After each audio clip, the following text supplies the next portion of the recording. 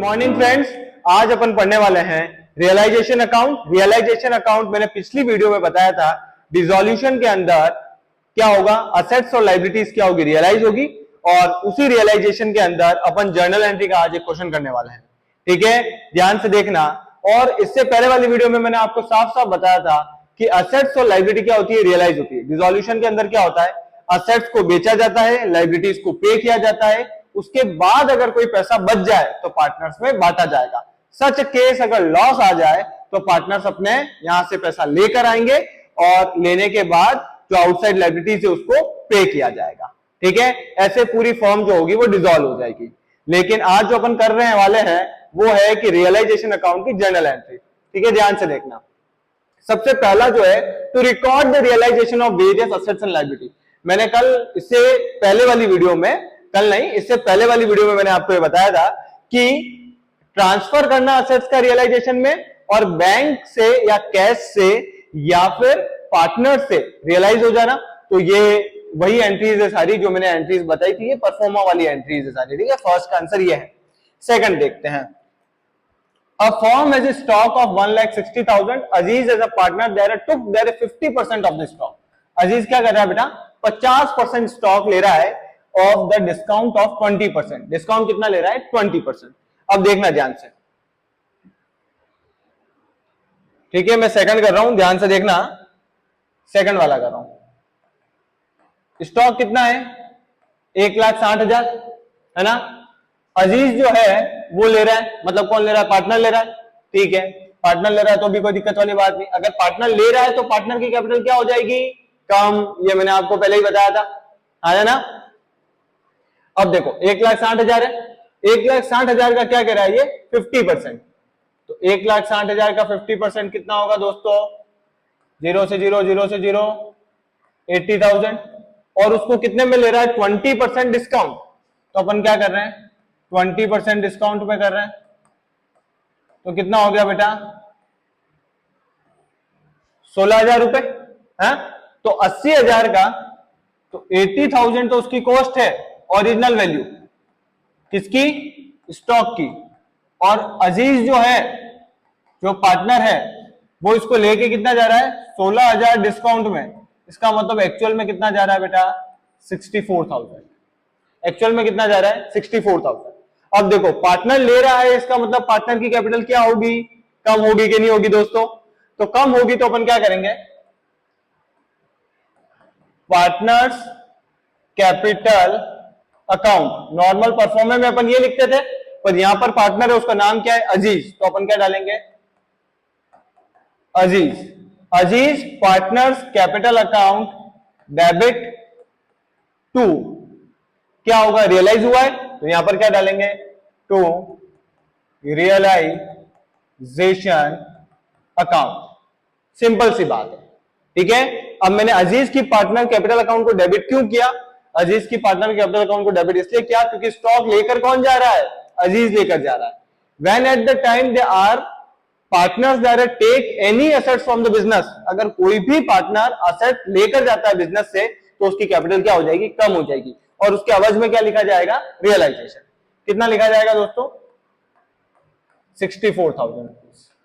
ठीक है, मैं नॉर्मल जर्नल एंट्री करके बता रहा हूं आपको। मैं चाहता तो मैं फॉर्मेट में भी जर्नल एंट्री करके दिखा सकता था, लेकिन फॉर्मेट वाली जर्नल एंट्री बहुत से बच्चों को समझ में नहीं आती, वो डेबिट क्रेडिट उधर उधर लिखता। लेकिन आपको अगर एग्जाम में क्वेश्चन आ जाए तो आपको पर्टिकुलर फॉर्मेट बनाना है और फॉर्मेट के साथ ही आपको जर्नल एंट्री करनी है। ये मैं आपको समझाने के लिए कर रहा हूं, इसलिए मैंने ऐसा किया है। ठीक है, now the next journal entry.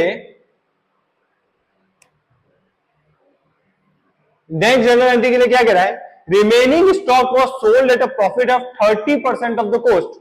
Remaining stock क्या कर रहा है बेटा, प्रॉफिट पर बेच रहा है, कितना, 30%। अब देखो क्या कह रहा है, रिमेनिंग स्टॉक। रिमेनिंग स्टॉक क्या कर रहा है बेटा, अब मैं समझा रहा हूं थर्ड वाला। ठीक है, मैं पेन चेंज करता रहूंगा जिससे आपको पता रहेगा। रिमेनिंग स्टॉक कितना हो गया बेटा, 80,000। क्योंकि देखो पहले का तो 50% था, 1,60,000 का 50%, 80,000 हुआ तो 50% ये और बचा। उसको क्या किया इसने, 30% प्रॉफिट पर बेचा। तो कितना हो जाएगा, 30% प्रॉफिट कितना हो गया बेटा, 24,000। इसका मतलब क्या हुआ, 80,000 तो उसकी कॉस्ट हो गई और 24,000 रुपए इसका क्या हो गया, प्रॉफिट। इसका मतलब ये कितने में बेचा, 1,04,000 में। कितने में बेचा, 1,04,000 में।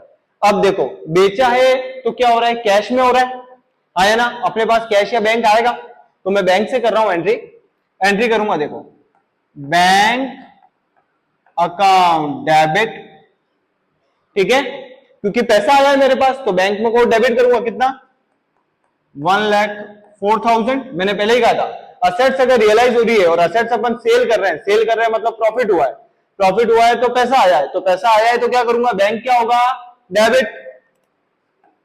तो उसके अवध में क्या लिखूंगा, टू रियलाइजेशन अकाउंट, कितना, 1,04,000।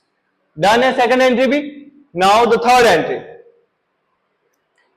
क्या कह रहा है, देखो सेकंड थर्ड हो गया मतलब fourth entry.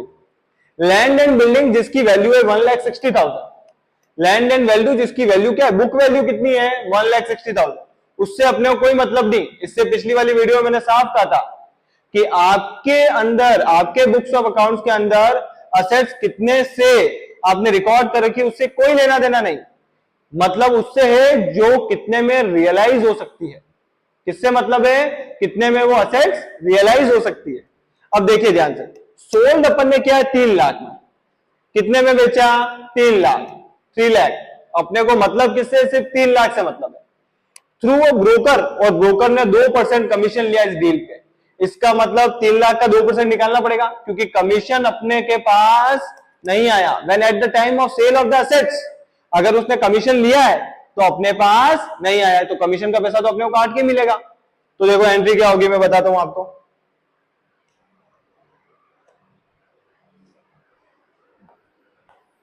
Now the fourth entry क्या कह रहा है, बुक वैल्यू कितनी है उससे कोई लेना देना नहीं है, असेट कितने में सेल हो रही है उससे लेना देना है। कितने में सेल हो रही है, देखो ध्यान से, असेट जो है वो सेल हो रही है, असेट कौन सी है, लैंड एंड बिल्डिंग, 3 लाख में सेल हो रही है, और उस पे 2% क्या है, कमीशन चार्ज हो रहा है।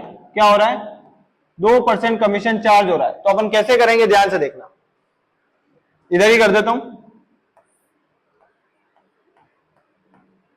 3 लाख का 2% कितना आया, 6,000 रुपीज। इसका मतलब क्या है, 6,000 रुपए अपने पास कम आए होंगे, तो पैसा कितना आया होगा अपने पास, 3 लाख में से 6,000 अपन क्या कर देंगे माइनस, तो एक्चुअल में पैसा कितना आया, 2,94,000। कितना पैसा आया, 2,94,000। अब अपन इसकी एंट्री क्या करेंगे, अब अपने पास पैसा कितना आया, 2,94,000। अपने को क्या मतलब है कि पैसा कितना आया और कितना गया। इस केस में अपन ने लैंड एंड बिल्डिंग बेची है तो पैसा आएगा, एंट्री विल रिमेन सेम, पहले वाली एंट्री होगी, क्या होगा, bank account debit to realization account, कितना, 2,94,000, 2,94,000। ठीक है, यहां तक बात समझ में आई कि नहीं आई। अब अपन इसकी एंट्री और करेंगे, हालांकि सेकंड थर्ड फोर्थ लिखा है मैंने, ठीक है, नेक्स्ट एंट्री भी मैं अभी करके बताऊंगा आपको, देखना बेटा। फोर्थ वाली भी हो गई। Fifth, plant and machinery book value है 60,000। मैंने फिर कहा था बुक वैल्यू से लेना देना नहीं है जब तक अपने को मार्केट वैल्यू पता नहीं हो, पर अभी क्या करा देख लो, plant and machinery their book value 60,000 is handed over to the creditor. ठीक है, यहां पर क्या लिखा है ध्यान से समझना, यहां पर क्या लिखा है मैंने, क्रेडिटर है, ये क्या है बेटा, क्रेडिटर है। Creditor their agreed value 10% less than the book value. एक और बात मैं आपको नई बात बताने जा रहा हूं, इसके अंदर ध्यान से समझना, अगर किसी असेट्स के एवज में अगर अपन ने किसी लाइबिलिटी को सेटल किया, किसी असेट्स के एवज में अगर मैंने किसी लाइबिलिटी को सेटल किया है, at that time there no entry will be pass, उस समय कोई एंट्री पास नहीं की जाएगी, क्योंकि एक्चुअल में जो असेट्स हैं वो रियलाइज हुई नहीं है और लाइबिलिटी अपन ने पे किया ही नहीं है। ना तो असेट रियलाइज हुई है, नहीं लाइबिलिटी को क्या किया है, पे किया। तो उससे क्या पता पड़ता है, उससे क्या सीखने को मिलता है, उससे अपने को यह सीखने को मिलता है कि जब मामला सेटल डाउन हो जाए, मतलब किसी लाइबिलिटी से किसी एसेट का सेटलमेंट हो जाए, at that time there no entry will be passed in the books of accounts. Books of accounts के अंदर कोई एंट्री पास नहीं होगी रियलाइज, क्यों नहीं होगा? क्योंकि एक्चुअल में रियलाइज हुआ ही नहीं है। तो फिफ्थ वाले केस में क्या होगा? रियलाइजेशन हुआ ही नहीं है। क्या हुआ है? रियलाइजेशन हुआ ही नहीं है। तो फिफ्थ वाले केस में मैं क्या करूंगा? फिफ्थ वाले केस में करूंगा नो एंट्री, कोई एंट्री पास नहीं होगी। ठीक है, डन है मामला। अब मैं आता हूं सिक्स्थ पे, investment whose face value is 4000। Investment कितनी है? उसकी फेस वैल्यू कितनी है? 4000। Was realise 50%। इन्वेस्टमेंट है कितना? 4000। रियलाइज कितने में हो रहा है? 50%।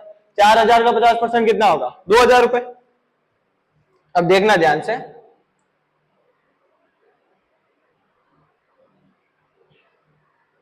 एक्चुअली में क्या मुझे मिटाना पड़ेगा कुछ। ठीक है, यहां लिखा है, और सिक्स्थ वाली एंट्री में यहां ऊपर करके बता देता हूं क्योंकि मेरे पास ऊपर जगह है वैसे। ठीक है, और इसलिए बता रहा हूं क्योंकि अगर मैं मिटाऊंगा तो अभी पूरा मिट जाएगा। ठीक है, सिक्स वाली एंट्री देखना। इन्वेस्टमेंट क्या हो रहा है? रियलाइज हो रहा है। कितने में हो रहा है रियलाइज? 4000 का 50%, 2000 रुपए। तो क्या एंट्री हो जाएगी? अब देखो, इन्वेस्टमेंट रियलाइज हो रहा है ना? इन्वेस्टमेंट है कितने का? 4000 का। उसका क्या करूंगा? 50%। एक्चुअल में रियलाइज कितने में हो रहा है बेटा? 2000 में। एंट्री सेम करेंगे, bank account debit to realization. कितना? 2000 और 2000। ध्यान रखना, ये सिक्स्थ वाला मैंने ऊपर किया है ना, वो ऊपर इसलिए किया है क्योंकि मैं अभी अगर इसको अभी रबड़ से वो मतलब मिटाने की कोशिश करूंगा तो वो पूरा मिट जाएगा, इसलिए मैंने ऐसा किया। ठीक है, तो इन्वेस्टमेंट क्या है? 4000, 50%, 2000। तो bank account debit to realization. ठीक है, डन है। आज के लिए बस इतना ही।